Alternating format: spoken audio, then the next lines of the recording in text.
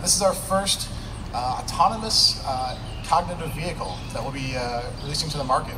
And I think Knoxville is going to be the first place that I'll see it working. And we're super excited to see how it can bring technology to the region and expose visitors and Knoxville natives to new technology and urban mobility on a daily basis.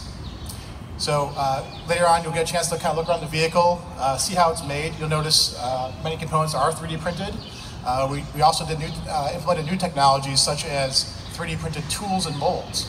So all these technologies kind of come together in this vehicle and make it flexible for the environment it's going to be operating in. So we look forward to making the Knoxville bespoke vehicle in the coming months.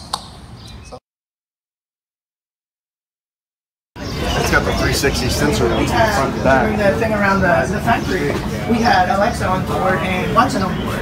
And people really got into actually interacting with the vehicle because it almost